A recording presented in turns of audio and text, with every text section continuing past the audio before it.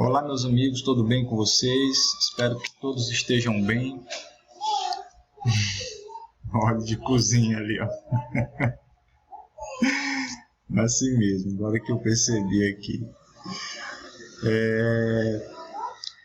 Espero que todos estejam bem. Estamos chegando aqui na nossa penúltima aula do mês, né? Próximo mês, como vai ser a última aula do mês? Próxima semana, a última aula do mês, a gente pode fazer uma revisão, né? Vamos revisar os conteúdos que nós já vimos, provavelmente um trabalhozinho também, mas eu comunico vocês durante a semana no grupo, tá certo? Então hoje a gente vai dar continuidade nesse conteúdo de gráficos, tabelas. Na aula anterior, da semana passada, a gente analisou a questão do comportamento econômico no aumento do preço de alguns gêneros alimentícios, como o arroz, o óleo. Então foi por isso, ó, de propósito que eu deixei ali, viu? O óleo de soja, que aumentou bastante, a carne, né, entre outros itens, e a gente fez uma comparação dessas situações e uma análise gráfica. Então a gente analisou por meio de gráficos, né, tabelas, esse aumento considerável nos itens nesses gêneros alimentícios, né? E hoje nós vamos estudar com base no livro didático. Todos vocês têm acesso ao livro e a gente vai aprofundar esse conteúdo com base no livro, tá bom? Então, vamos lá, sem mais delongas. Deixa eu puxar para cá. E aqui está, deixa eu aumentar um pouco para ficar melhor de todos visualizarem. Aqui. E peraí, deixa eu tirar a minha cara daqui para ficar melhor para todos verem. Pronto.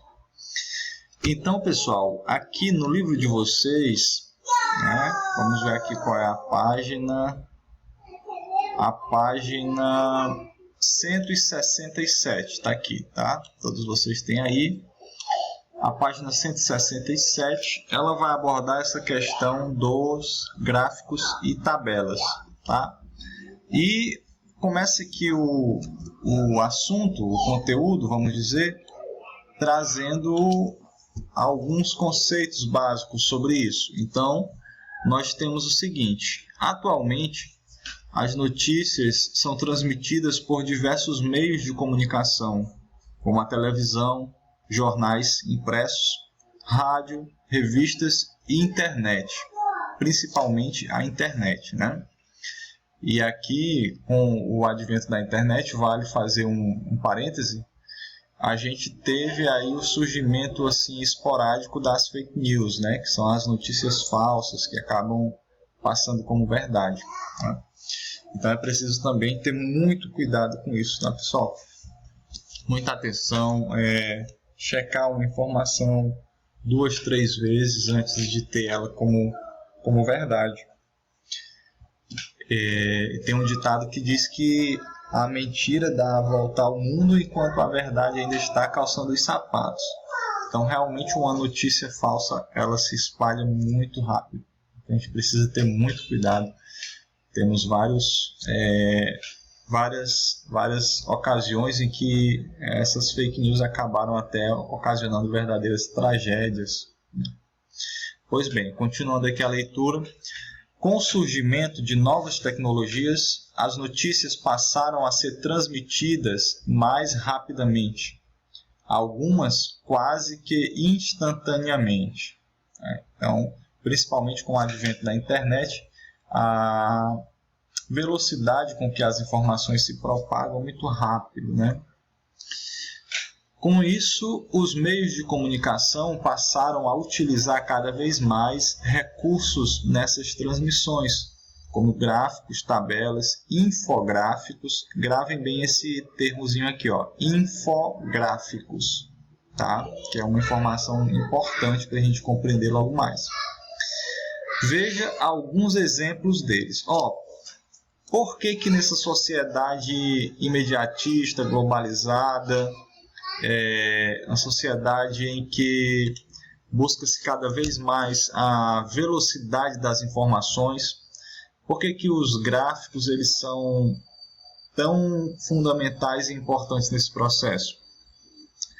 O gráfico, uma tabela, eles têm o objetivo de repassar, de transmitir uma informação de forma clara, objetiva e sintética, sintetizada, né? Então, na sociedade que nós vivemos hoje, em que o tempo é dinheiro, né? Time is money. E tudo que a gente pode reduzir em termos de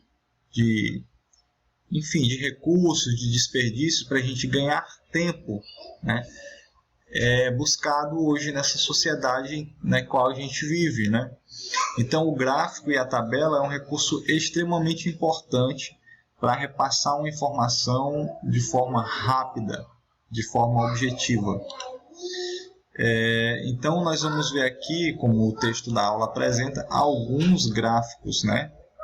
Então, primeiro ele traz aqui a tabela, né? O conceito de tabela e a justificativa da importância da tabela. Então, nas tabelas, as informações são apresentadas em linhas e colunas, o que auxilia na leitura e na interpretação. Então, quando você vai ler uma tabela, é importante você compreender o que é uma linha e o que é uma coluna. E tem mais outro termo que não está especificado aqui, que é a célula, né? Então, a célula é o que? É o ponto de interseção onde se cruza uma linha e uma coluna. Quando elas se interceptam, né? Aí a gente tem a célula, tá?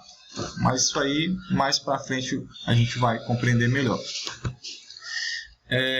Toda tabela deve conter título utilizado para apresentar a informação principal, né? Não só a tabela como o gráfico, né? Todos eles têm que ter um título para especificar a que está se referindo aquela informação.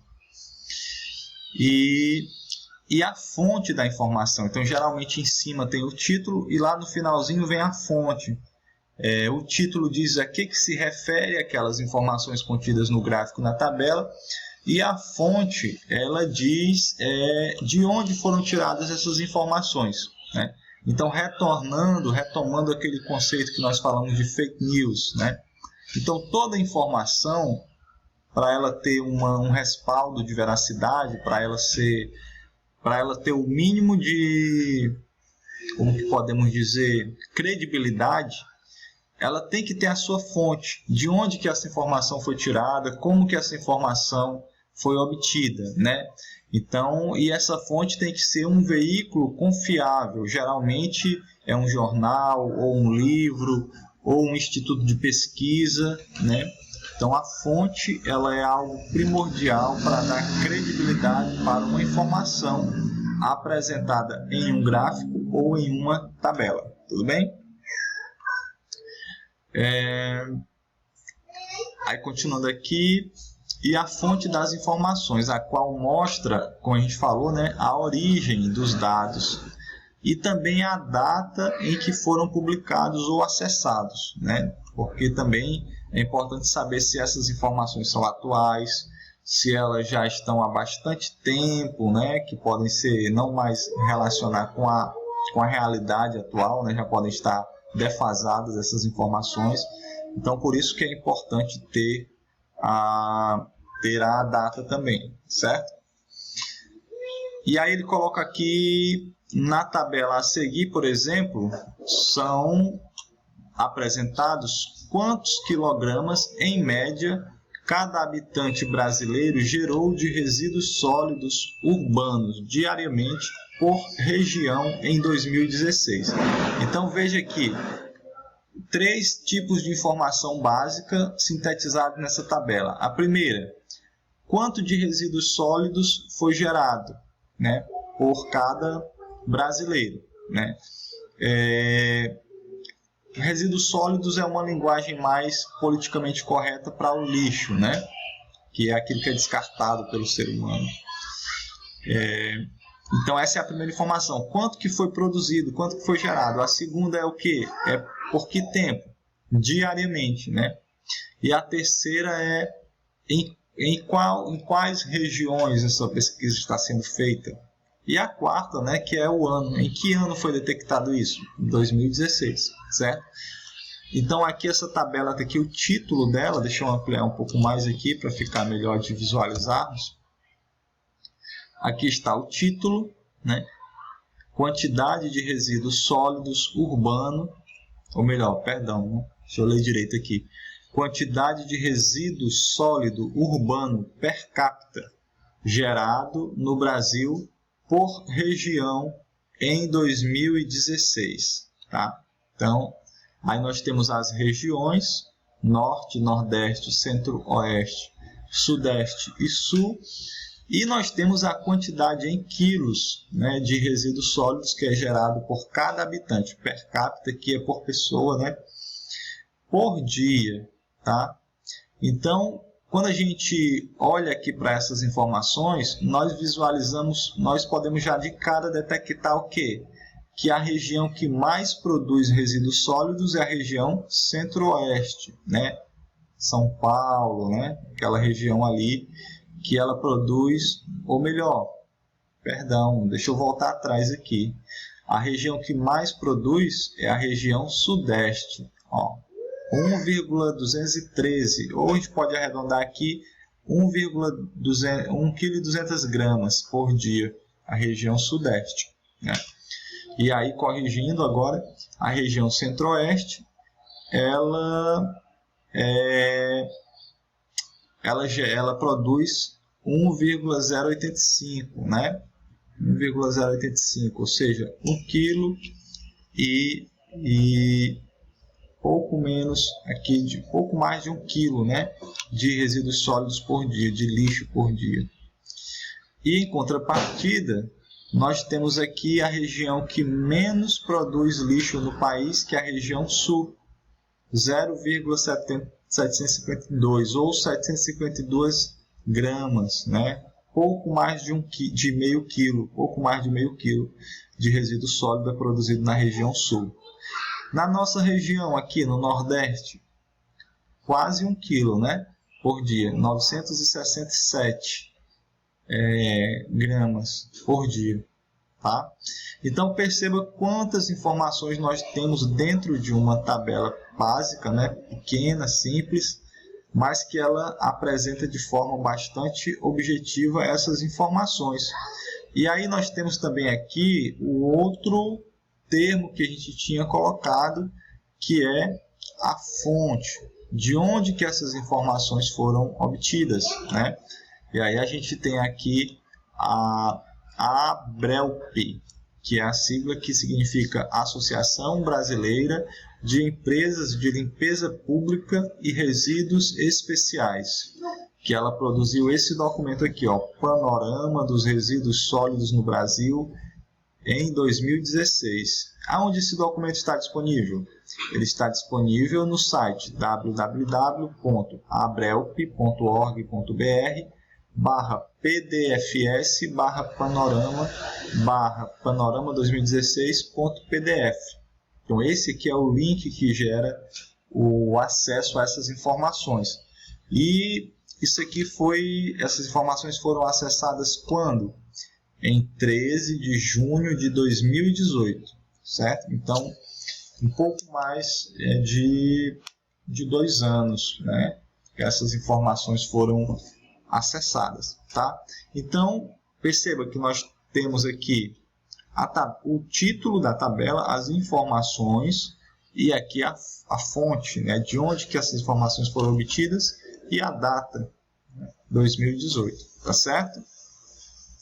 Então o vídeo já está ficando aqui um pouco longo, eu vou concluir esse vídeo e no vídeo 2 a gente dá continuidade.